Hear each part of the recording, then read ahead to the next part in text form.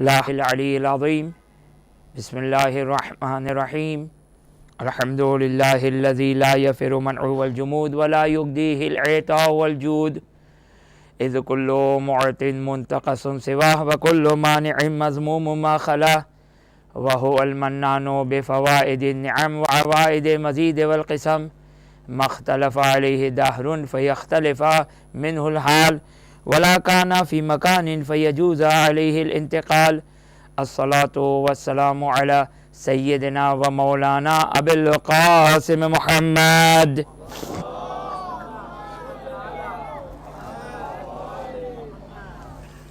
وعلی اہل بیتہ طیبین طاہرین لا سیما مولانا و مولا الکونین ابی الحسن والحسین امیر المؤمنین علی ابن ابی طالب علیہم السلام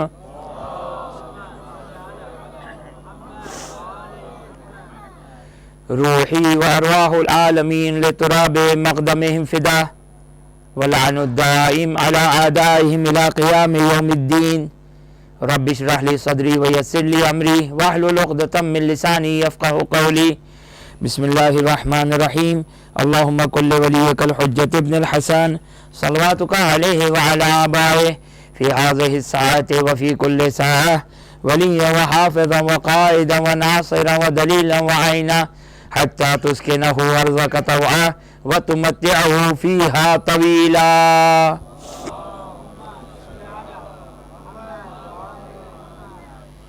اما بعد فقد قال اللہ سبحانہ وتعالی فی کتابہ الکریم اعوذ باللہ من الشیطان الرجیم بسم اللہ الرحمن الرحیم یا ایہا الرسول بلغ ما انزل الیک من ربک وإن لم تفعل فما بلغت رسالته والله يعصمك من الناس ان اللہ لا يهدي القوم الكافرین. ایک درود پڑھ دے محمد و آل محمد پر.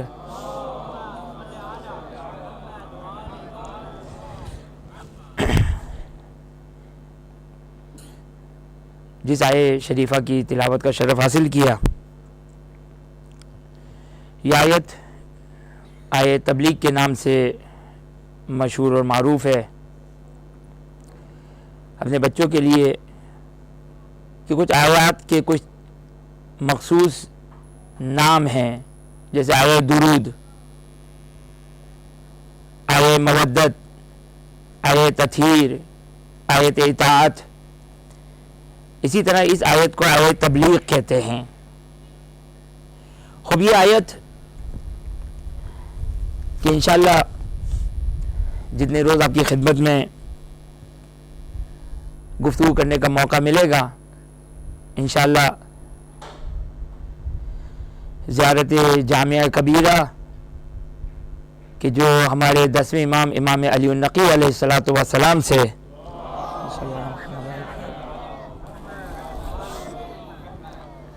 نقل ہوئی ہے، اور جامع ترین زیارت کہ راوی امام کی خدمت میں آتا ہے اور سوال کرتا ہے ابن رسول اللہ، ایسی زیارت تعلیم فرمائیے کہ آپ کسی بھی امام کے حرم میں جائیں تو یہ ایک زیارت پڑھنے وہ کافی ہو جائے. تو 10ویں امام نے یہ زیارت جامعہ کبیرہ تعلیم فرمائی کہ زیارتوں میں، بلکہ عام طور پر ایک جملہ کہتا ہوں کہ ائمہ اطہار علیہ السلام کا مقام، ائمہ اطہار علیہ السلام کی منزلت، ائمہ اطہار علیہ السلام کی شناخت اور معرفت کے لیے یہ ایک زیارت جامعہ کبیرہ بہترین زیارت ہے کہ ائمہ اطہار علیہ السلام کا کیا مقام ہے، ائمہ اطہار علیہ السلام کی کیا ہستی ہے، کیا رول ہے اس کائنات میں، ائمہ اطہار علیہ السلام کا کیا رول ہے اس کائنات میں. اب یہاں پر یہ زیارت امام نے تعلیم فرمائی کہ سند کے اعتبار سے علماء کرام فرماتے کہ مستند ترین سند ہے اور مضبوط اور محکم سند ہے. اور الفاظ انشاءاللہ کچھ آپ کی خدمت میں ڈسکس کریں گے. ظاہر بڑی طویل زیارت ہے یہ، اور تقریباً شاید مفاد الجنان، اب مفاد الجنان کی بھی مختلف پرنٹس ہے،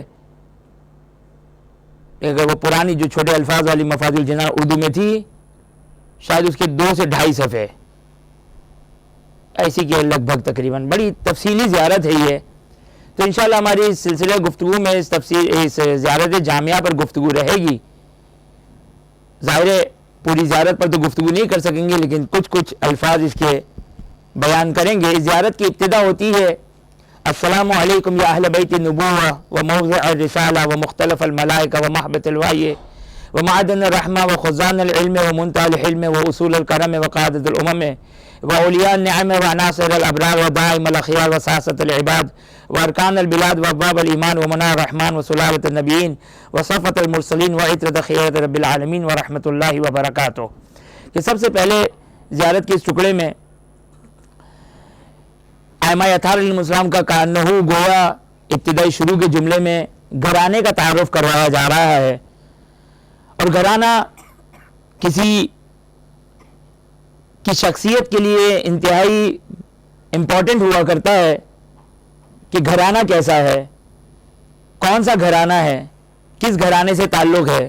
اگرچہ 100% ایسا نہیں ہے، لیکن گھرانہ ایک بہت بڑی وجہ ہے، ایک بہت بڑا کاز ہے، ایک بہت بڑا سبب ہے کہ یہ انسان کا لیول کیا ہے، اس انسان کا مقام اور اس انسان کی منزلت کیا ہے. تو ابتدا اس زیارت کی اس طریقے سے ہوتی ہے السلام علیکم یا اہل بیت النبوہ، اے گھرانہ نبوت آپ پر ہمارا سلام ہو. بس یہ سب سے پہلا تعارف ہے ائمہ اطہار علیہ السلام کا کہ نبوت اس گھرانے میں آئی ہے، نبوت اس گھرانے میں اتری ہے، رسالت اس گھرانے میں آئی ہے. لہذا یہ وہ عرب کا دور، وہ عرب کا زمانہ کہ جہاں پہ جاہلیت اور لا علمی چاروں طرف پھیلی ہوئی تھی، نہ خدا کی معرفت، نہ دنیا کی معرفت، نہ آخرت کی معرفت. تو سب سے پہلے تعارف ہوتا ہے السلام علیکم یا اہل بیت النبوہ، کہ خاندان رسالت آپ پر ہمارا سلام ہو. خوب، السلام علیکم یا اہل بیت النبوہ و موضع الرسالہ و مختلف الملائکہ. تعارف ہوتا ہے کہ خاندان اہل بیت آپ پر ہمارا سلام ہو. موضع الرسالہ جہاں پر رسالت نازل ہوئی، و محبت الوحی، یعنی یہ وہ گھرانہ ہے جس گھرانے میں جبرائیل کی آمد و رفت ہوتی ہے.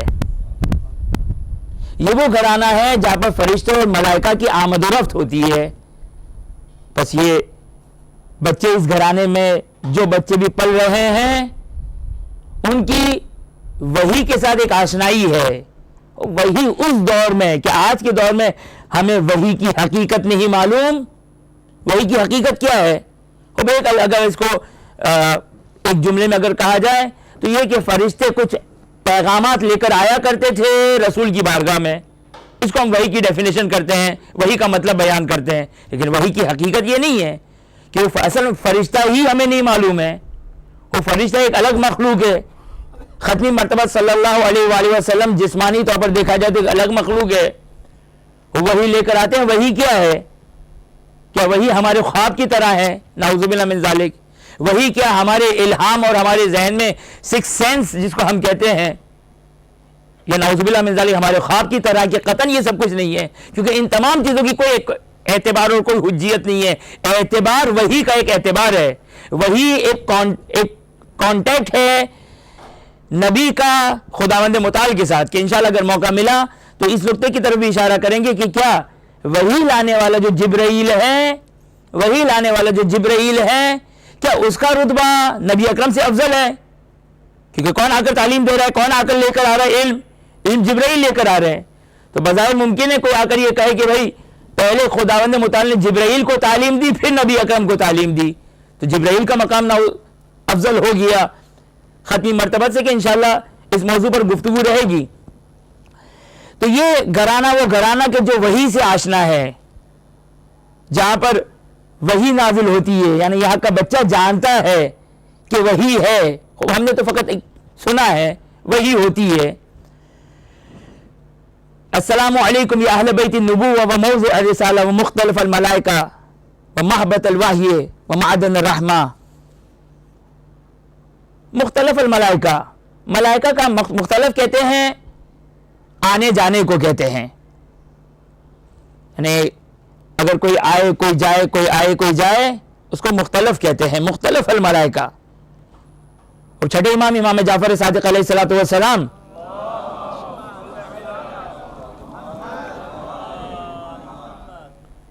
کہ معصوم کی حدیث ہے کہ ہمارے بچے فرشتوں کے پر و بال سے کھیلتے ہیں جب فرشتے جاتے ہیں تو۔ اب یہ الفاظ ہیں، انشاءاللہ میری اس گفتگو میں آپ اپنے بچوں جوانوں کے لیے یہ بات واضح کرنے کی کوشش کروں گا کہ بہت ساری حقیقتیں ہیں، بہت ساری ایسی واقعیات اور حقیقت ہے کہ جس کے الفاظ کو ہم سمجھتے ہیں۔ جیسے مثال دوں میں آپ کو، ملائکہ، اور ملائکہ ایک لفظ ہے، ملائکہ فرشتے جس کا ہم اردو میں ترجمہ کرتے ہیں، انگلش میں اینجلز اس کا ترجمہ کرتے ہیں۔ اب یہ سب اس کے ترجمے ہیں، یہ اس کی میننگ نہیں ہے، یہ اس کی میننگ نہیں ہے، اس کے مطلب نہیں، اس کا معنی نہیں ہے۔ فرشتے، اور فرشتے کی حقیقت کیا ہے؟ فرشتے کی حقیقت کیا ہے؟ اب ہمیں کیا معلوم کیا ہے؟ علماء فلاسفہ یہ کہتے ہیں کہ انسان کی حقیقت کو نہیں سمجھ سکا ہے، کجا یہ کہ فرشتوں کی حقیقت کو سمجھے۔ انسان اپنی حقیقت، صبح و شام آپ کا ہمارا اپنے ساتھ سروکار ہے، ہمیں اپنی حقیقت اور واقعیت نہیں معلوم کہ ہماری حقیقت کیا ہے، ہم کیا ہیں۔ اب ایک حد تک تو جانتے ہیں، کھاتے ہیں، پیتے ہیں، اٹھتے ہیں، سوچتے ہیں، بہت کچھ کرتے ہیں، اس حد تک جانتے ہیں۔ آگے تشریف لے آئیں، درود پڑھ دیں محمد وآل محمد پر۔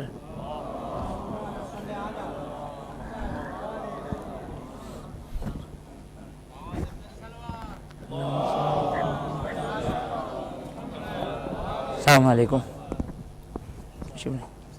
سمجھ سکتے کہ انسان خود کیا ہے، انسان کی ڈیفینیشن کیا ہے۔ اب حیوان ناطق ایک ڈیفینیشن بناتے ہیں، لیکن کہتے ہیں یہ بھی جو ایکچوئل ڈیفینیشن نہیں، ہمیں نہیں معلوم کہ حقیقت کیا ہے۔ تو فرشتے کی حقیقت ہم کہاں سے پہچانیں گے؟ جنات کی حقیقت کو کس طرح پہچانیں گے؟ اسی طرح بہت ساری ایسی چیزیں، توجہ کیجئے گا، بہت ساری ایسی چیزیں ہیں کہ جس کے الفاظ کو ہم سن کر ایک حد تک اس کا معنی سمجھتے ہیں، یا بعض اوقات الفاظ کو سن کر اس چیز کی امپورٹنس کا اور اس چیز کی اہمیت کا علم ہوتا ہے۔ خوب اب اتفاق سے ایک حدیث، جب یہ میں جملہ کہہ رہا تھا تو ایک حدیث میرے ذہن میں آئی، ایک چھٹے امام امام جعفر صادق علیہ الصلوۃ والسلام سے،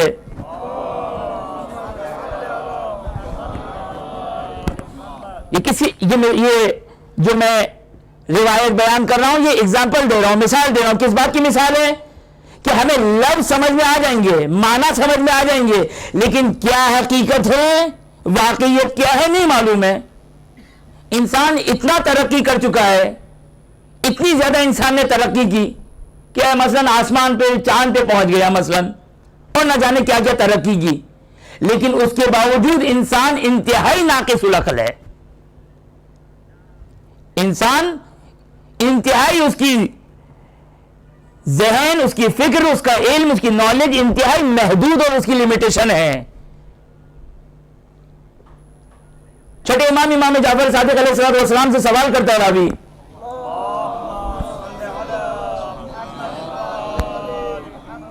یبن رسول اللہ، کیا آپ بھی سید الشہداء امام حسین کی زیارت کو جاتے ہیں؟ زیارت سید الشہداء کہ جس کی فضیلت اگر کبھی سلسلہ گفتگو میں موقع ملا تو بعض روایت اپنے بچوں جوانوں کے لیے، کہ سید الشہداء کی زیارت تمام معصومین سے ایک بڑی منفرد زیارت ہے۔ اس کی اہمیت، اس کی امپورٹنس، اس کی تاکید، اور تاکید میں ایسے الفاظ کہ بعض اوقات انسان دنگ رہ جاتا ہے کہ واقعاً انسان اپنی زندگی میں کم از کم منیمم ایک مرتبہ ضرور زیادہ سید الشہداء کرتے۔ یہ میں دینی اعتبار سے کوئی بات نہیں کر رہا ہوں کہ کم از کم ہے، کیونکہ اہل بیت نے قبول نہیں کیا کہ ایک زیارت پر اکتفا کیا جائے، ایک زیارت پر اکتفا کیا جائے، ائمہ اس کو قبول نہیں کرتے ہیں۔ مفاتیح الجنان میں روایات ہے کہ آپ لوگ پڑھ لیجئے گا، بلکہ پڑھ لی ہوگی یا پڑھی ہوئی ہوگی آپ کی، کہ امام ایک زیارت پہ اکتفا نہیں کرتے ہیں، لیکن سید الشہداء کی زیارت کہ معصوم ارشاد فرماتے کہ اگر کوئی شخص اپنی زندگی میں 1000 حج انجام دیتا ہے، 1000 حج کا مطلب کیا ہے؟ 1000 سال کی عمر ہے کم از کم منیمم، 1000 حج انجام دیتا ہے، اور وہ اگر زیارت سید الشہداء کو اگر انجام نہیں دیتا ہے تو حق خداوندی کو پامال کرنے والا ہے، خدا کے حق کو پامال کرنے والا ہے اگر زیارت سید الشہداء 1000 حج انجام دیے، اس نے 1000 حج انجام دیے لیکن زیارت سید الشہداء انجام نہیں دی۔ اب یہ میرا خیال ہے کہ میری زبان واضح ہے، مجھے نہیں معلوم کہ میرا جن سے جو کوئی تعلق ہے ان کو اردو آتی ہے، میرا خیال ہے کہ میں جن کے درمیان گفتگو کر رہا ہوں انشاءاللہ میری اردو مشکل نہیں ہو رہی ہوگی۔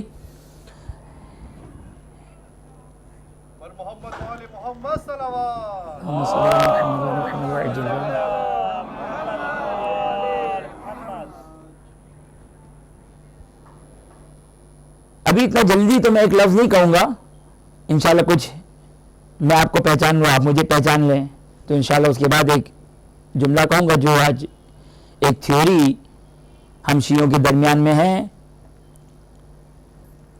انشاءاللہ۔ تو یہ زیارت سید الشہداء، اتنی زیادہ تاکید ہے زیارت سید الشہداء کی کہ خود راوی سوال کرتا ہے کہ ابن رسول اللہ کیا آپ بھی سید الشہداء کی زیارت کو جاتے ہیں؟ توجہ فرمائے کہ مفہوم روایت آپ کی خدمت میں بیان کر رہا ہوں، کیونکہ مجھے مثال دینی تھی کہ بعض اوقات ہم الفاظ سنتے ہیں بلکہ بعض اوقات نہیں ہے۔ اب مثلا جنت، اور جنت میں ہمیں نہر، پھل پھول، اس کے علاوہ اور کچھ پتہ ہے؟ اور یہ بھی نہر جو ہم نہر یہاں پہ چلتی ہے، دودھ کی نہر، اب کیسی دودھ کی نہر ہوگی، شہد کی نہر کیسی نہر ہوگی، کیا حقیقت ہے اس کی، کیا واقعیت ہے اس کی، نہیں معلوم، کوئی حقیقت نہیں معلوم۔ کیسے معلوم ہو سکتی ہے؟ کسی بچے کو جو ماں کے پیٹ میں ہو، اس کو دنیا، اگر آپ کو کہا جائے کہ آپ اتنا دنیا گھومے ہوئے ہیں، اتنا دنیا سمجھے ہوئے ہیں، اتنا عرصہ دنیا میں گزارا ہے، ایک بچہ جو ماں کے پیٹ میں، اس کو دنیا سمجھا دیجئے، دنیا سمجھا دیجئے۔ خب آپ کہیں گے بڑی بڑی بلڈنگ ہے، کوئی بلڈنگ کیا ہوتی ہے؟ یا تو کم سے کم نہر تو ہے کہ نہر یہاں پر بھی ہے وہاں پر بھی ہے۔ اور یہ اگرچہ مثال صحیح کامل مثال نہیں ہے کہ بچے کو جو ماں کے پیٹ میں ہے اس کو دنیا سمجھانا، اگرچہ یہ دونوں مادی ہے، یہ دونوں مادی ہے، دنیا اور آخرت کی آپس میں سنخیت، اور دنیا اور آخرت اور دنیا اور جنت کا آپس میں کسی قسم کا کوئی ملاپ نہیں ہے، نہیں سمجھ سکتے ہم۔ اور معصوم کی خدمت میں اپنا رسول کہ آپ بھی سید الشہداء امام حسین کی چھٹے امام سے سوال کر رہے ہیں، جو افراد کربلا زیارت کی، انہوں نے اس مقام کو بھی مقام کی بھی زیارت کی ہوگی جو مقام امام صادق علیہ السلام کے نام سے مشہور اور معروف ہے۔ توجہ کریں کہ امام کیا جواب دیتے ہیں۔ پھر میں کہہ دوں مثال کس چیز کی ہے؟ مثال اس بات کی ہے کہ بہت ساری باتیں ایسی ہوتی ہیں کہ جس کو ہم سنتے ہیں، ہمیں یہ سمجھ میں آتا ہے کہ یہ کوئی فضیلت ہے، لیکن کیا میننگ ہے اس کی، کیا مطلب ہے اس کا، یہ سمجھ میں نہیں آتا ہے۔ دنیا میں ہمیں بہت ساری باتیں سمجھ میں آ گئی۔ جب ہم پہلی کلاس میں تھے، 5th کلاس کو پڑھایا جاتا تھا، ہم بڑے بڑے فارمولے، بڑی بڑی میتھمیٹکس دیکھتے تھے، تو ہم کہتے تھے انشاءاللہ جب 5th میں جائیں گے تو سمجھ میں آ جائیں گے۔ 5th میں تھے تو میٹرک کی باتیں سمجھ میں نہیں آتی تھی، اور میٹرک میں جائیں گے تو سمجھ میں آ جائے گی۔ اور دنیا میں الحمدللہ بہت کچھ سیکھ لیا ہم نے، لیکن ماورائے کائنات، ماورائے یہ دنیا، خب ہمارے لیے یہ الفاظ ہے، صرف الفاظ ہے، یہ حقیقت کیا ہے؟ ملاحظہ فرمائیے، اس کی مثال ملاحظہ فرمائیے۔ معصوم سے سوال کیا اپنا رسول اللہ، میرے یہ بڑی بیماری ہے یہ کہ میں جلدی ایک بات بیان نہیں کر دی میں نے معذرت کے ساتھ۔ امام فرماتے ہیں ہم کیسے سید الشہداء کی زیارت کو نہ جائیں، ہم کیسے سید الشہداء کی زیارت کو نہ جائیں جبکہ شب جمعہ خود خدا حسین کا ظاہر ہے۔ شب جمعہ خود خدا حسین کا ظاہر ہے. اب یہ الفاظ ہے، کیا مطلب ہے؟ یعنی جس طریقے سے ہم حرم میں جاتے ہیں، اذن دخول پڑھتے ہیں، زیارت نامہ لے کے زیارت پڑھتے ہیں، نعوذ باللہ من ذالک خدا بھی آسمان سے اترتا ہے؟ کوئی خدا جسم نہیں رکھتا ہے، خدا بدن نہیں رکھتا ہے. وہ بھی حدیث ہے. ہاں لیکن یہ پتہ چل گیا کہ عظمت سید الشہداء یہ ہے کہ امام حسین علیہ السلام کی زیارت خود خدا کرتا ہے. قطعاً وہ زیارت جو ہم اور آپ زیارت کرتے ہیں یہ میننگ نہیں ہے، لیکن یہ پتہ چلتا ہے کہ سید الشہداء کا مقام کیا ہے. انشاءاللہ ہماری گفتگو اس موضوع پہ بھی رہے گی. غلو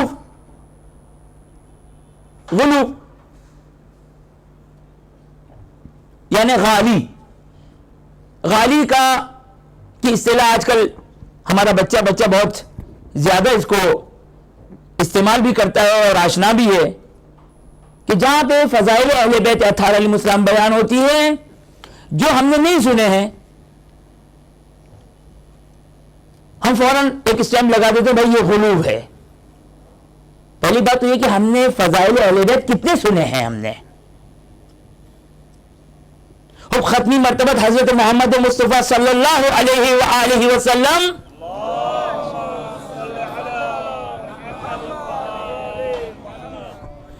معذرت میں بھول گیا تھا کہ میں کتنے بجے بیٹھا تھا. میں ایک درود پڑھ دے محمد وآل محمد پر.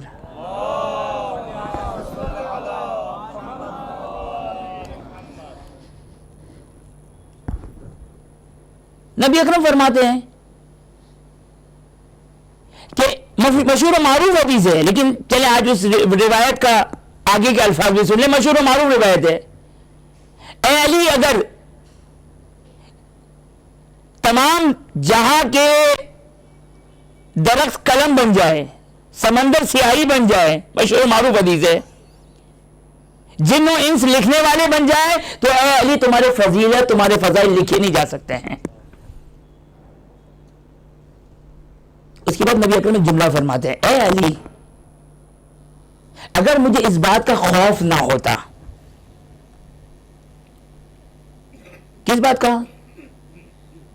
کہ جو عیسائی کی امت اور عیسائی کے ماننے والوں اور عیسائی کے حضرت عیسیٰ کے چاہنے والوں نے جو عیسیٰ کو مقام عطا کیا الوہیت کا، خدائی کا، اگر مجھے اس بات کا خوف نہ ہوتا اپنی امت کے بارے میں تو تمہارے فضائل بیان کرتا.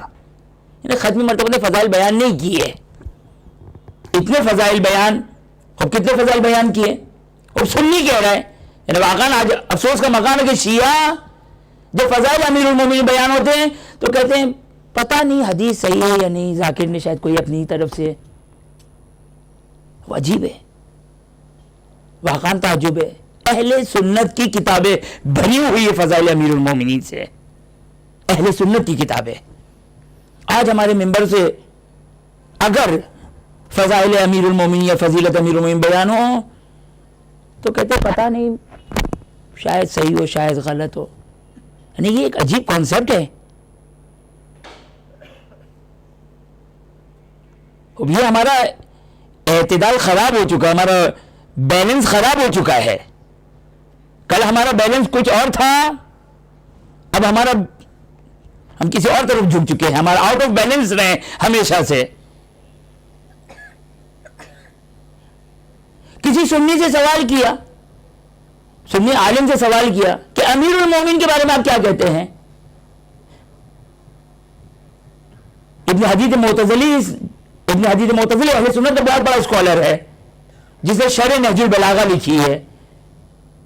اس سے سوال کیا امیر المومنین علی بن ابی طالب کا مقام، اس سے نہیں، وہ کسی کے حوالے سے نقل کرتا ہے، علی بن ابی طالب کی شخصیت کے بارے میں. یہ سنی کہہ رہا ہے. کیا کہہ رہا ہے؟ سنی کہتا ہے کہ میں کیا کہوں اس شخص کے بارے میں. توجہ کیجئے گا، میں کیا کہوں اس شخص کے بارے میں کہ دشمنوں نے اس کے فضائل کو چھپایا بغض و عداوت کی وجہ سے. دیکھیں آپ ذرا دیکھیں، توجہ کریں، امیر المومنین کے فضائل میں کتنے سینسرز لگے ہوئے ہیں. سب سے پہلا سینسر خود ختمی مرتبہ کا مجھے خوف ہے، مجھے ڈر ہے کہ کہیں ایسا نہ ہو کہ تم علی کو اللہ سمجھ بیٹھو. ختمی مرتبت نے بہت سارے فضائل بیان نہیں کیے. دوسرا سینسر یہ سنی عالم کہتا ہے دشمنوں نے امیر المومنین کے فضائل کو چھپایا بغض و عداوت کی وجہ سے، لہذا بہت سارے فضائل گئے.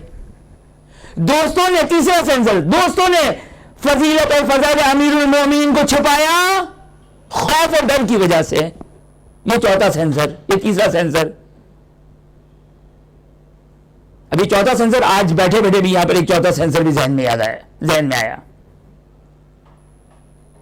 چوتھا سینسر، مومنوں نے آج کے زمانے میں مومنوں نے یہ کہہ کر لگا دیا پھر فضائل تو بہت ہو گئے، اب کوئی عمل کی بات کی جائے. یہ چوتھا سینسر. یہ مظلومیت ہے اہل بیت اطہار علیہ السلام کی. یہ مظلومیت ہے اہل بیت اطہار علیہ السلام کی. جب ختمی مرتبت حضرت محمد مصطفیٰ صلی اللہ علیہ وآلہ وسلم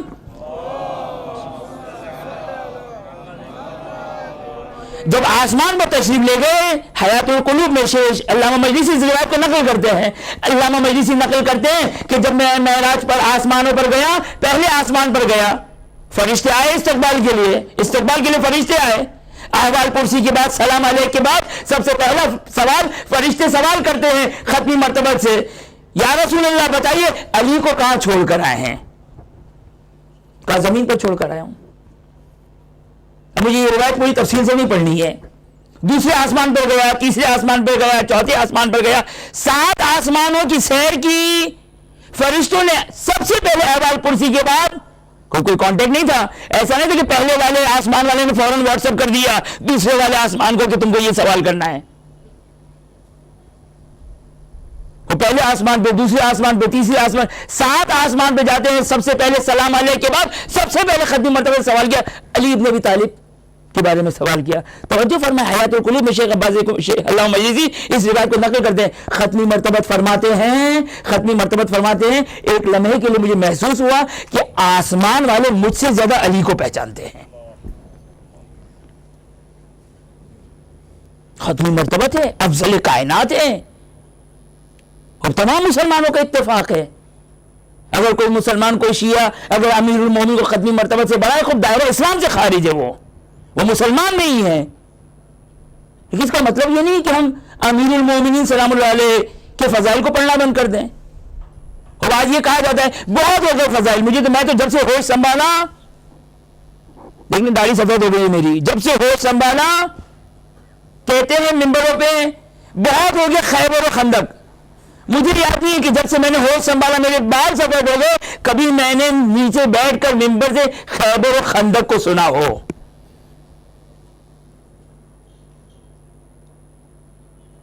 خیبر و خندق کو مجھے یاد نہیں ہے.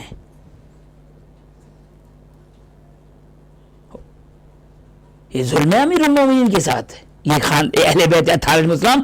آج ہمارا بچہ، ہمارا جوان، اور مجھے اتفاق سے اسی سفر میں، جس سفر سے میں ابھی آ رہا ہوں، ایک صاحب ملے. انہوں نے کہا امیر المومنین نے جنگ خیبر میں کوئی روحانی طاقت، حالانکہ روایت موجود اتفاق سے، اگرچہ روایت نہ بھی ہوتی تو کافی تھی، کافی ہمارے پاس مطالب اس مطلب کے لیے کہ امیر المومنین کا کوئی کمال نہیں تھا خیبر میں. نعوذ باللہ من ذلک. میرا سنے عجیب ہے واقعا، سر دیوار پہ مارنے کا جی چاہتا ہے. کب وہ بیوی نے ان کو ایک خاص قسم کی سبزی کھلائی تھی، اسپینش کھلائی تھی آج کے زبان میں، پپایا دی سیلر والی. نعوذ باللہ من ذلک. یہ کیا ہے؟ آج کا بچہ، آج کا جوان کہتا ہے پتہ نہیں امیر المومنین کی یہ حدیث فضیلت کی ہے، کسی ذاکر نے شاید بیان کی. کیا خیبر تو بہت ہو گیا تھا نا. آج ایک سید مجھے نقل کرتا ہے کہ اس کو سید نے بیان کیا. سید کیا ہے؟ سادات کیا؟ بہرحال ایک ولایت کا مفہوم زیادہ قوی ہے، اسٹرانگ ہے ان کی یہاں ولایت. معذرت کے ساتھ میں بھی غیر سید لہذا برا نہیں مانیے کہ میں بھی آپ کے ساتھ ہی ہوں. خیبر و خندق بہت ہو گیا، پتہ نہیں کب ہوا ہے، میرے آنے سے پہلے ہو گیا، بدقسمتی تھی میری. اب صحیح ہے، دوسرے معروف بیان ہونے چاہیے، قطعاً بیان ہونے چاہیے. یہ سید الشہداء کی یونیورسٹی ہے، یہ سید الشہداء کی تعلیم گاہ ہے. ساری تعلیمات ہونی چاہیے, توحید بیان ہونی چاہیے, کہ جس کو نہج البلاغہ میں امیر المومنین نے بیان کیا, کہ خود یہ ابن حدید معتزلی یہ کہتا ہے کہ میں نے, انشاءاللہ اس جملے کو میں تفصیل سے بعد میں کبھی بیان کروں گا, کہ اگر میں نے توحید کو اگر سیکھا ہے, توحید کو اگر میں نے سمجھا ہے, تو سوائے امیر المومنین کے کلام میں کسی اور کے کلام میں نہیں پایا ہے میں نے. یہ ابن حدید معتزلی, خب کچھ تو آبرو رکھ لو غیروں کی, کچھ تو عزت رکھ لو دوسروں کی. کہتا نہیں میں کسی کے کلام میں نہیں پایا. انشاءاللہ وہ جو عین عبارت ہے وہ آپ کو بیان کروں گا کہ کتنی تاکید کرتا ہے ابن حدید معتزلی, کہ اگر میں نے توحید کو اگر کسی کے کلام میں پایا تو سوائے علی کے کلام کے کسی کے کلام میں نہیں پایا. اور یقینی طور پر توحید بیان ہونی چاہیے, رسالت بیان ہونی چاہیے, نماز و روزہ اور باقی معارف بیان ہونے چاہیے, لیکن خدا را اس چیز کو ہم فراموش کر جائے کہ جس کو اس آیت تبلیغ میں بیان کیا. اچھا میں اگر میری طرف سے کوئی اگر ڈیوٹی اگر کوئی بچہ اگر قبول کر لے کہ میں بہت ساری باتوں کو جو وہ بھول جاتا ہوں بات کرتے کرتے, تو اگر کوئی بچہ اگر یاد رکھے کہ میں نے کون کون سی چیزیں چھوڑی ہے تو مجھے بعد میں بتا دے تاکہ میں دوسرے دن اس کو کور کر لوں. کوشش تو کرتا ہوں کہ مجھے یاد آ جاتی ہے ویسے کور کر دیتا ہوں میں, لیکن پھر بھی اگر کوئی یہ ذمہ داری کو اگر سنبھال لے تو بہت اچھی بات ہے. ایک درود پڑھ دے محمد والے محمد پر. قبلہ جسارت معاف کیجیے گا.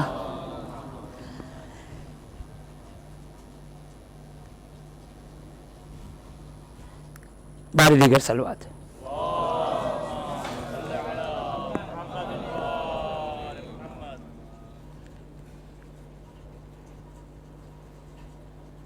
ابھی میں کیا کہہ رہا تھا,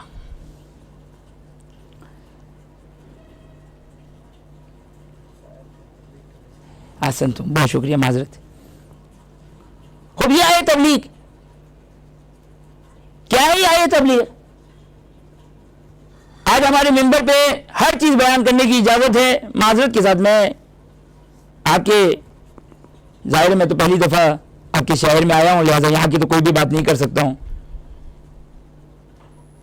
لیکن جو تھوڑا بہت دیکھا, جو تھوڑا بہت لوگوں کا مزاج دیکھا, کہ بھئی یہ تو سارے علی کے چاہنے والے ہیں, یہ تو سب علی سے محبت کرنے والے ہیں, علی کی ولایت کو قبول کرنے والے ہیں, ان کو کچھ اور بتاؤ. مجھے نہیں معلوم کہ آپ لوگوں نے اس بات کو کتنا احساس کیا, لیکن چونکہ تھوڑا بہت ہمارا بہرحال لوگوں کے ساتھ اٹھنا بیٹھنا اور ادھر ادھر مجالس پڑھنے کا ہے, یعنی اس کے منفی اثرات واضح طور پر سامنے آ چکے ہیں, کہ جس کو آیت تبلیغ میں بیان کیا. کیا ہے آیت تبلیغ کے انشاءاللہ اس کی وضاحت بیان کروں گا. یا ایھا الرسول بلغ ما انزل الیک من ربک وان لم تفعل فما بلغت رسالتہ. اے رسول پہنچا دیجئے اس چیز کو جو آپ پر نازل کی گئی. خود انشاءاللہ اس آیت پہ تفصیل سے گفتگو کروں گا. وَإِن لَمْ تَفْعَلْ فَمَا بَلَّغْتَ رِسَالَتَهُ. تمام علماء تشیع کا اتفاق ہے, تمام علماء تشیع کا اتفاق ہے کہ یہ ما انزل, وہ چیز جو آپ پر نازل کی گئی, یہ ولایت علی بن ابی طالب امیر المومنین سلام اللہ علیہ ہے.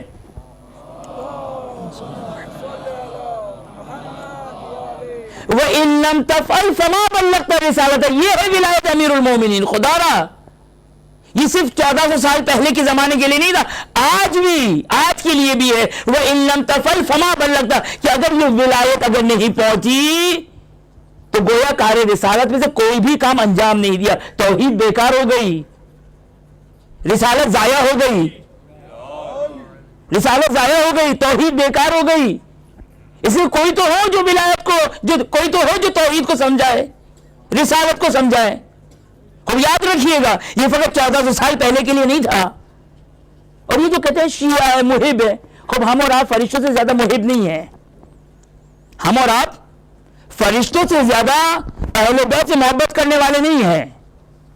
ہم اور آپ فرشتوں سے زیادہ علی اور آل علی کی ولایت کو قبول کرنے والے نہیں ہیں.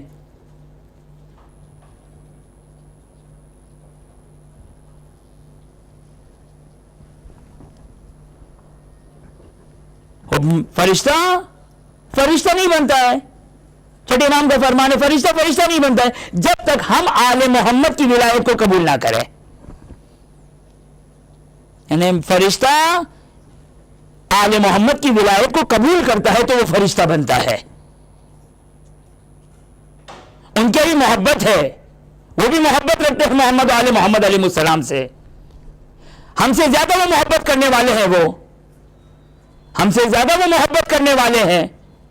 اس کے باوجود نبی اکرم کیا فرماتے ہیں؟ پہلے آسمان پر گیا, دوسرے آسمان پر گیا, تیسرے 7 آسمانوں پر گیا, مجھ سے احوال پرسی کرنے کے بعد علی کے بارے میں سوال کیا. توجہ کریں. اس کے بعد ختمی مرتبہ فرماتے ہیں کہ جب میں سدرۃ المنتہا پہ پہنچا, مختلف الفاظ روایت کے, کہیں عرش ہے, کہیں سدرۃ المنتہا ہے, ایک مرتبہ میں نے دیکھا کہ علی مجھ سے پہلے پہنچے ہوئے ہیں. ایک مرتبہ میں نے علی سے گفتگو کرنا شروع کی, پیچھے سے جبرائیل آئے. جبرائیل نے کہا کہ کس سے گفتگو کر رہے ہو, کس سے کلام کر رہے ہو؟ کہا علی مجھ سے پہلے پہنچ چکے ہیں. توجہ کریں, یہ جبرائیل کہتے ہیں یا رسول اللہ یہ علی نہیں ہے, یہ علی نہیں ہے, بلکہ خداوند متعال نے علی کی شکل میں ایک فرشتے کو خلق کیا ہے. علی کی شکل میں فرشتے کو خلق کیا ہے. وجہ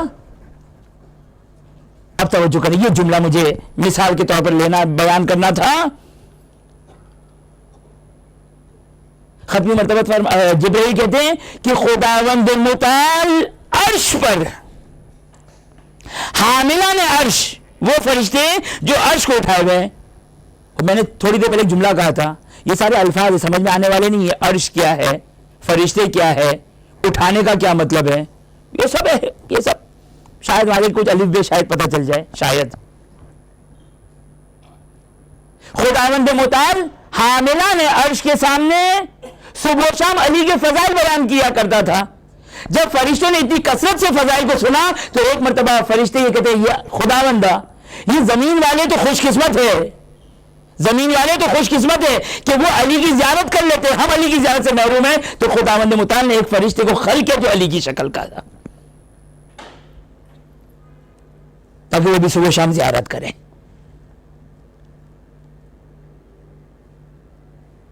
خدا فرشتوں کیا ضرورت تھی, خدا کو کیا ضرورت تھی فرشتوں کے سامنے فضائل بیان کرتا امیر المومنین کے؟ وہ سارے محب تھے, ولایت کے بغیر تو وہ فرشتہ نہیں بن سکتا تھا. یہ فضائل ختمی مرتبہ حضرت محمد مصطفیٰ صلی اللہ علیہ وآلہ وسلم ارشاد فرماتے ہیں,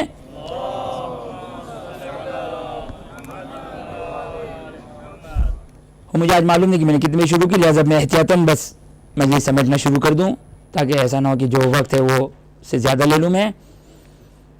ختم مرتبہ فرماتے ہیں کہ اگر کوئی شخص علی کے فضائل کو سنتا ہے تو خداوند متعال اس کے سارے گناہوں کو بخش دیتا ہے جو کانوں سے اس نے کیے ہوتے ہیں.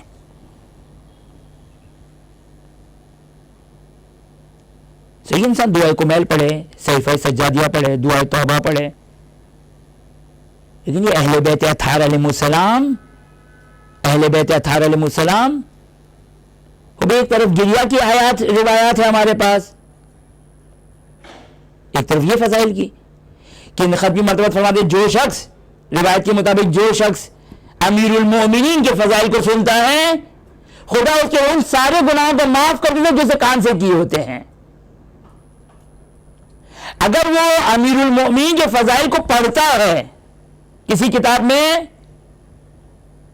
کتاب و زمانے میں, موبائل میں, کہیں سے بھی پڑھتا ہے, خداوند متعال اس کے ان سارے گناہوں کو بخش دیتا ہے جو اسے آنکھوں سے کیے ہوتے ہیں.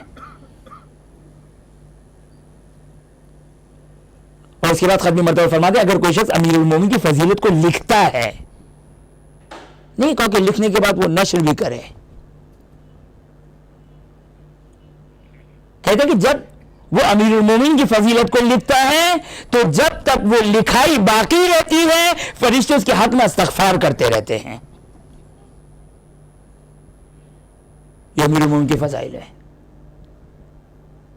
ختمی مرتبہ کہتے ہیں کہ میں نے فضائل بیان نہیں کی اس خوف سے, اس ڈر سے کہ کہیں تم ایسا نہ ہو کہ جس طریقے سے عیسائیوں نے عیسیٰ کو خدا مان لیا تھا تو علی کو بھی خدا نہ سمجھ بیٹھو, علی کو بھی خدا مت سمجھ بیٹھو. وہ ختم مرتبہ فرماتے ہیں کہ اگر میں فضیلت کو بیان کر دیتا، اب یہ ایک ذہن میں ممکن ہے سوال آئے، لیکن بہرحال میں سوال کو فی الحال چھوڑتے ہوئے، اگر میں فضیلت کو بیان کر دیتا تو تم علی کے پیروں کی خاک کو اٹھا کے آنکھوں سے تبرک میں لگاتے.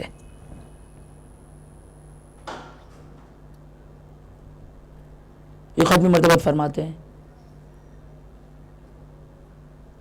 خوب امیر المومن کے فضائل وہ سننے. ابن حجیج معتزلی کیا کہتا ہے؟ ابن حجیج معتزلی یہ کہتا ہے کہ دشمنوں نے چھپایا علی کے فضائل کو خوف سے، دوستوں نے علی کے فضائل کو چھپایا خوف سے. دشمنوں نے چھپایا دشمنی کی بنا پر، غیروں نے چھپایا دشمنی کی بنا پر، بغض و عداوت کی وجہ سے، دوستوں نے چھپایا خوف کی وجہ سے، اور آج ہم نے چھپائے یہ کہہ کر کہ یہ تو مومنوں کی محفل ہے، کیا ضرورت ہے بیان کرنے کی. یہ سنی عالم کہہ رہا ہے کہ باوجود اس کے کہ یہ 3 سینسر بورڈ لگے ہوئے ہیں، یہ 3 سینسر بورڈ لگے ہوئے ہیں، ایک تو خود ختمی مرتبہ نے بیان نہیں کیے، دوسرا دوست، دوسرا دشمن اور دوست. کہتا ہے یہ سنی عالم کہتا ہے یہ ہے علی ابن ابی طالب کی شخصیت کہ دوستوں نے بھی چھپایا دشمنوں نے بھی چھپایا، لیکن خدا نے ان کو یہ فضیلت عطا کی ہے کہ مشرق اور مغرب پر ہے ان کے فضائل سے.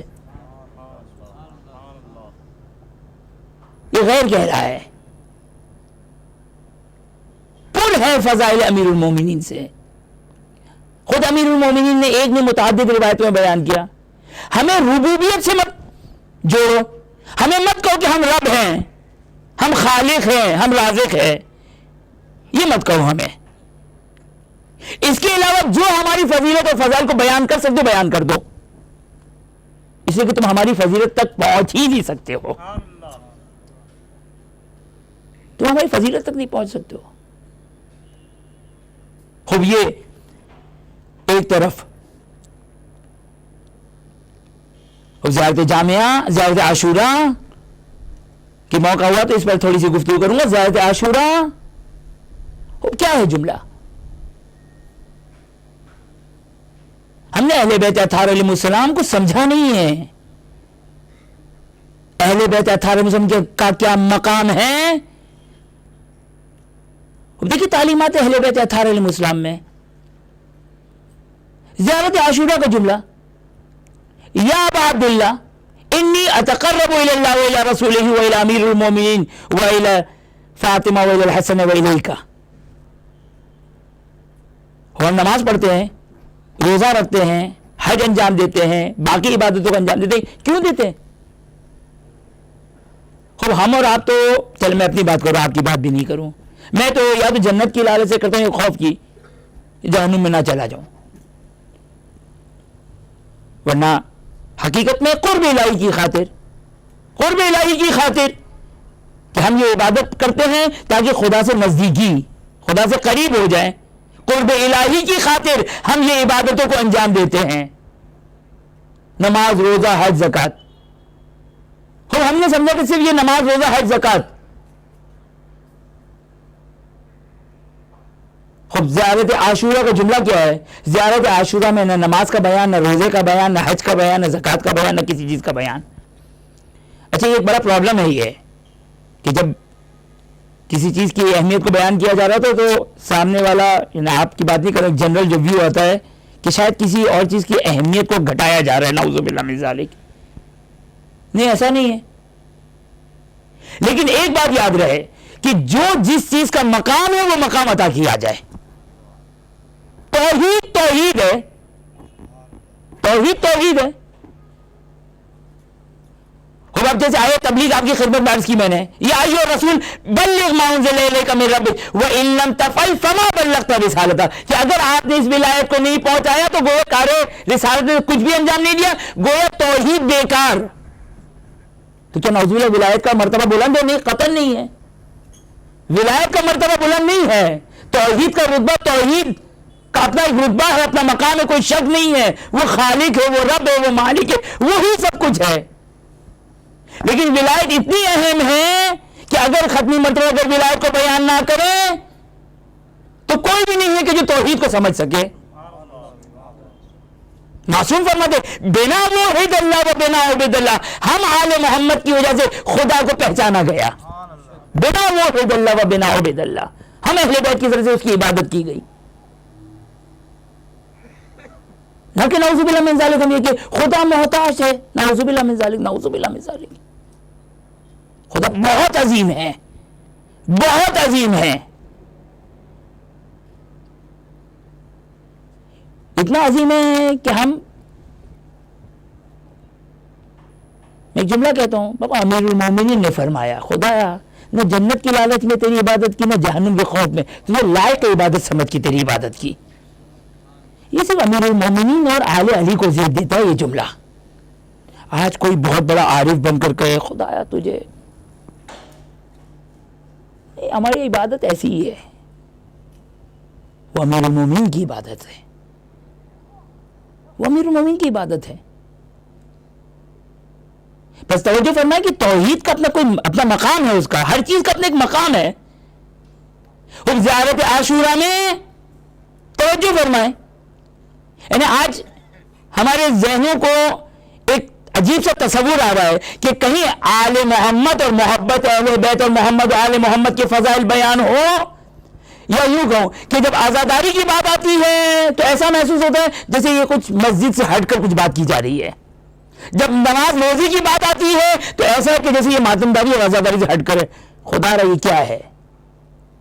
ما یشاءون الا یشاء اللہ.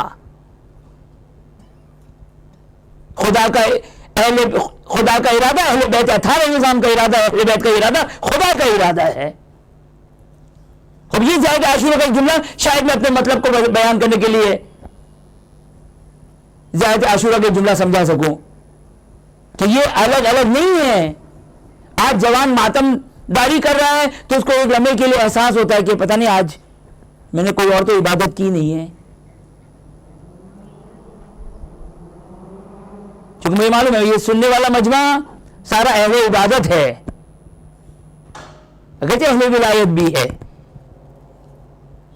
لیکن دیکھیں زیادہ عاشورہ میں یا ابا عبداللہ انی، دو مقامات جو مجھے فی الحال یاد آ رہے، دو مقامات پہ اس قسم کے جملے ہیں.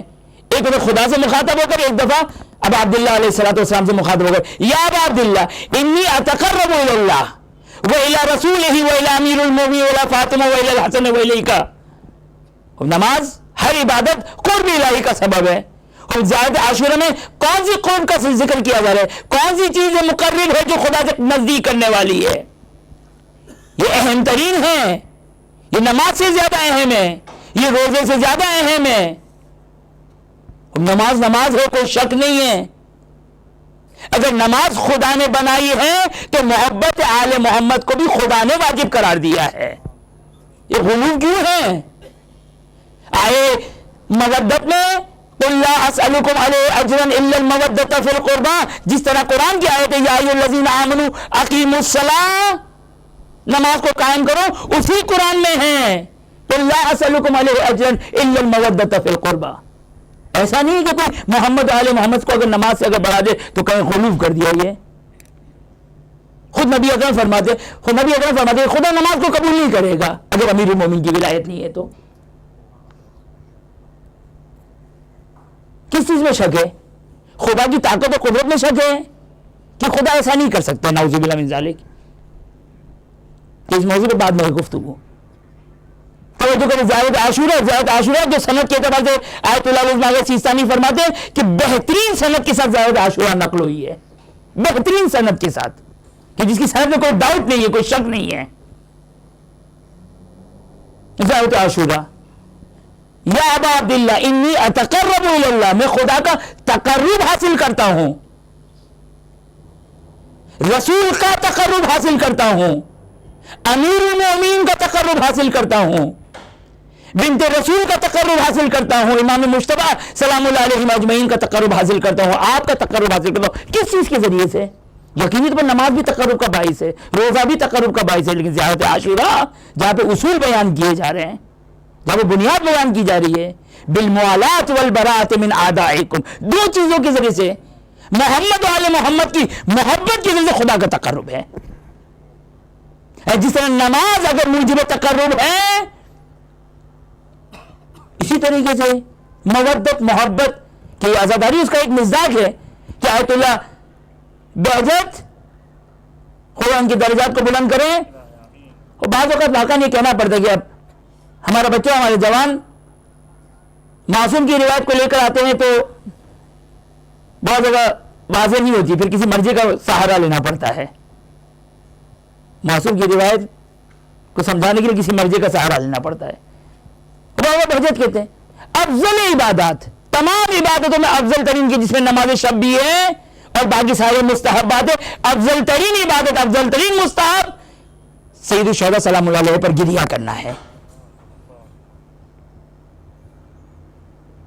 افضل ترین, یعنی اگر مثال کے طور پر کوئی شب عاشور صرف گریہ کرتا ہے, ساری زندگی پوری رات نصف شب سے لے کر اذان صبح تک صرف گریہ کرتا ہے, اگرچہ یہ کون ہے گریہ کرنے والا, کون کر سکتا ہے گریہ؟ لیکن زائد عاشور نے کیا کہا؟ اللہ کا تقرب, رسول کا تقرب, امیر المومنین کا تقرب. کس کے ذریعے سے؟ بالموالات, اس محبت امیر المومنین اور آپ اہل بیت اطہار کی محبت کے ذریعے سے. والبراءۃ من اعدائکم, یہ دوسرا جز بھی انتہائی وہ بلائے بھی ایسا ایسے, اور یہ تو زیادہ خطرے میں جا چکی ہے. والبراءۃ من اعدائکم, بابا شیعہ شیعہ نہیں بنتا ہے, شیعہ شیعہ نہیں بنتا ہے. والبراءۃ من اعدائکم, خوب زیادہ عاشورہ کا پیغام ہی دو ہی چیزیں ہیں, دو چیزیں پیغام ہے, ایک موالات اور ایک دشمنان آل محمد سے بغض و عداوت, کہ جس کو معصوم نے اس انداز سے بیان کیا, ان الدین الا الحب والبغض.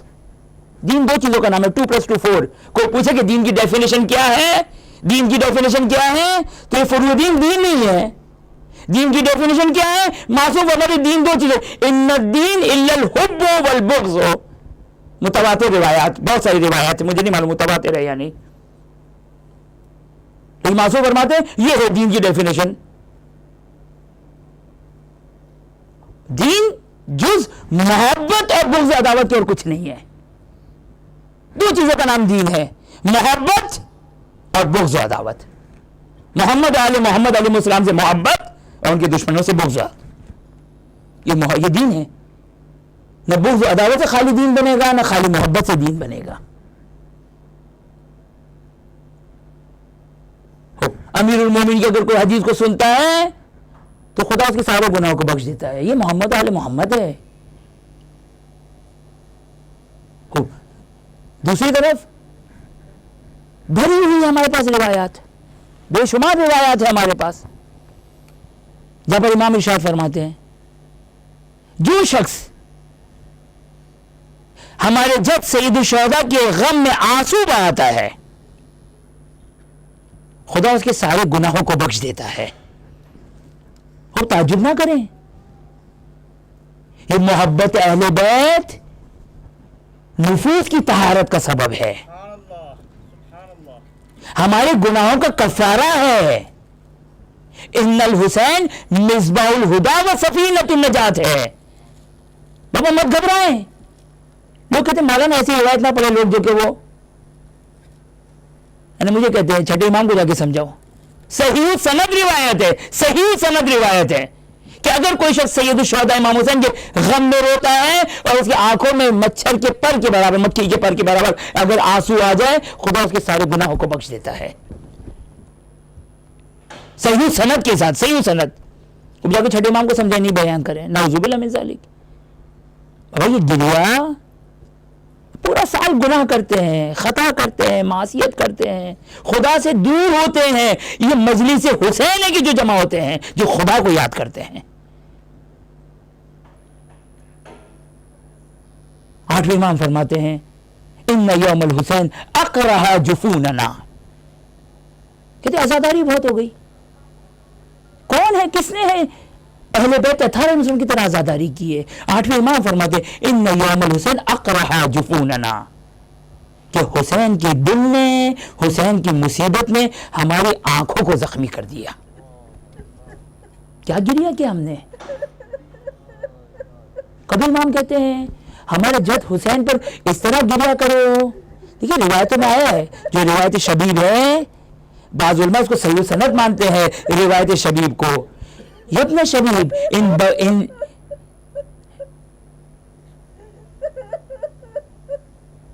ان بقیت لشیء فابکی للحسین علیہ السلام. اے ابن شبیب اگر کسی چیز پر رونا چاہو نا تو اپنے آنسو کو ضائع مت کرو, حسین پر گریا کرو. یہ معصوم ارشاد فرماتے ہیں ہمارے جد حسین پر اس طرح گریا کرو جس طرح بوڑھی ماں جوان بیٹے کے لاشے پر گریا کرتی ہے.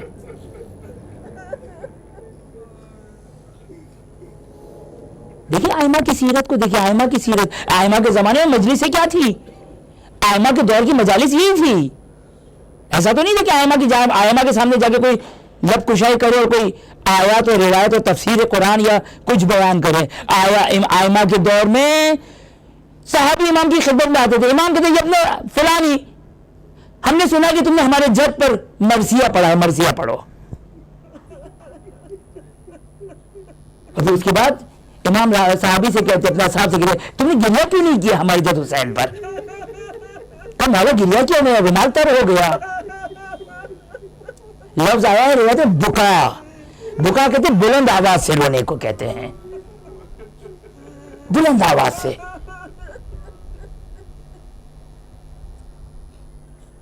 آٹھویں ہم کہتے ہیں یوم الحسین اقرأ جفوننا. یہ مصیبت محمد و آل محمد ہے. خوب محرم کے دن کی بات کیا ایام, خوب ایک روایت سے آپ کی خدمت میں پڑھوں گا, توجہ کریں. یہ روایت زیارت ناہیہ کا جملہ, زیارت ناہیہ کا جملہ. زیارت ناہیہ میں میرا اور آپ کا زمانے کا امام کیا کہتا ہے؟ میرا اور آپ کا زمانے کا امام کہتا ہے لَأَنْدُبَنَّ صَبَاحًا وَمَسَاءً وَلَأَبْكِيَنَّ بَدَلَ الدُّمُوعِ دَمًا. اے میرے آقا, اے میرے جد, اے میرے مولا, میں کربلا میں آپ کی نصرت کے لیے نہیں پہنچ سکا. میں کربلا آپ کی نصرت کے لیے نہیں پہنچ سکا. اب اس غیبت کے دور میں آپ کی نصرت کیا ہے, آپ کی مدد کیا ہے؟ اب غیبت کے دور میں مدد یہ ہے لَأَنْدُبَنَّ صَبَاحًا وَمَسَاءً, صبح و شام بیان کروں گا میں, گریہ نہیں بیان کروں گا میں, آنسو کے بدلے خون بہاؤں گا میں. ایک شخص آیت اللہ محسن الحکیم کی خدمت میں آیا, آیت اللہ محسن الحکیم مرحوم کی خدمت میں آیا, کہا کہ یہ جو امام زمانہ کا جملہ ہے, یہ آئمہ اطہار خون کے آنسو کے بدلے خون بہاتے ہیں, یہ مغالطہ رہا ہے, یہ مبالغہ ہے, یہ حقیقت ہے. آیا کوئی ضرب المثال ہے, آیا مبالغہ ہے, یہ حقیقت ہے. ایک مرتبہ محسن الحکیم نے اپنے نوحہ خان کو بلایا, اپنے مرثیہ خان کو بلایا. وہ محسن الحکیم جو خاندان اہل بیت اطہار علیہم السلام, جو سید سجاد کے قدموں کی خاک ہے. ایک مرتبہ مرثیہ خان سے کہا کہ تم مرثیہ پڑھو. مرثیہ پڑھنا شروع کیا, آگے محسن الحکیم نے گریہ کرنا شروع کیا. اگر ہمارا بھی اس معرفت اور دل کی گہرائیوں سے ہوتا تو جو محسن الحکیم کا تھا, ایک مرتبہ گریہ کیا, گریہ کرتے کرتے ایک مرتبہ جب مرثیہ ختم ہوا تو آگے محسن الحکیم اپنا رومال پیش کیا تو دیکھا کہ اس رومال پر آنسو کے بدلے خون ہے. میرے زمانے کا امام کہتا ہے لَأَنْدُبَنَّ صَبَاحًا وَمَسَاءً وَلَأَبْكِيَنَّ بَدَلَ الدُّمُوعِ دَمًا. اب آنسو کے بدلے خون بہاتا ہوں. ایک عالم کی ملاقات ہوئی زمانے کے امام سے, زمانے کے امام سے ملاقات ہوئی, جس طرح نقل ہوا. ایک مرتبہ سوال کرنے والا وہ سوال کرتے, توجہ کیجیے گا, سوال دیکھیے گا. آج کی جو مصیبت ہے نا, آج جو مصیبت ہے اس کے اعتبار سے ذرا ملاحظہ فرمائے روایت کو. ایک مرتبہ سوال کرنے والا سوال کرتا ہے, یہ ابن رسول اللہ, یہ جو آپ کہتے ہیں کہ صبح و شام بیان کرتا ہوں, آنسو کے بدلے خون بہاتا ہوں, تو یہ کون سی مصیبت ہے؟ پھر ایک مرتبہ خود ہی عالم کہتے ہیں یقینی طور پر یہ ابو الفضل عباس علیہ السلام کی مصیبت ہوگی. یہ ابو الفضل عباس علیہ السلام کی, مولا ابو الفضل عباس علیہ السلام کی مصیبت. کیا مصیبت کہ جب گھوڑے سے گرے, آخری فریاد استغاثہ کیا تو مولا نے کسی کی شہادت پہ یہ جملہ نہیں کہا, لیکن مولا عباس کی شہادت پہ کہا الان انکسر ظہری, عباس تم کیا گئے, میری کمر ٹوٹ گئی. راوی سوال کرتا ہے مولا یقینی طور پر وہ ابو الفضل عباس علیہ السلام کی مصیبت ہوگی جس پر آپ صبح شام بیان کرتے ہیں, آنسو کے بدلے خون بہاتے ہیں. میرا زمانے کا امام اس نقل کے مطابق ارشاد فرماتے نہیں بلکہ یہ وہ مصیبت ہے کہ اگر عباس بھی زندہ ہوتے تو میرے ساتھ صبح شام بیان کرتے اور آنسو کے بدلے خون بہاتے. طلب کر سوال کیا مولا یقینی طور پر یہ علی اکبر کی مصیبت ہوگی. علی اکبر کی مصیبت کیسی مصیبت؟ ارے جب یہ لٹا ہوا کاروان ایک مرتبہ جب دربار ابن زیاد میں پہنچا، توجہ کیجیے گا، اکبر کی مصیبت حسین کے لیے کتنی شاخ تھی، حسین کے لیے کتنی بڑی مصیبت تھی۔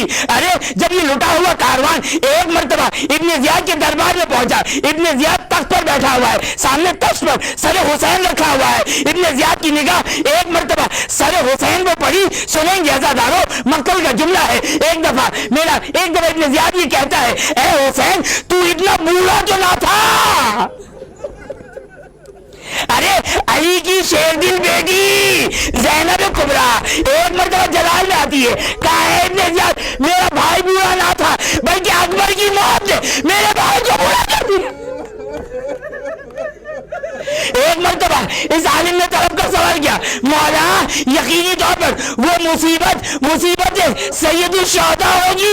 ارے میرا اور آپ کا زمانے کا امام کہتا ہے نہیں، اگر حسین بھی زندہ ہوتے اس مصیبت پر گریا کرتے۔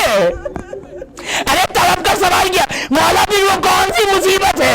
عزادارو میرا مولا یہ کہتا ہے، ہائے میری پھوپھی کربلا میں نرغے آدھا میں بے مقلا چادر واہ محمد واہ حسینہ کی نگاہ کو بلند کرے، ہائے زینب کبریٰ کی مصیبت۔ وَسَيَعْلَمُ الَّذِينَ ظَلَمُوا أَيَّ مُنقَلَبٍ يَنقَلِبُونَ۔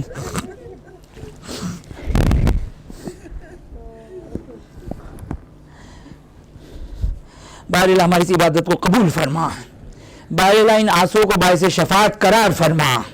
خداوند تو یہ واسطہ دیتے محمد و آل محمد کی عظمت کا واسطہ، حاضر مجلس مومن و مومنات اور کل مومن و مومنات کی تمام جائز حاجات کو پورا فرما۔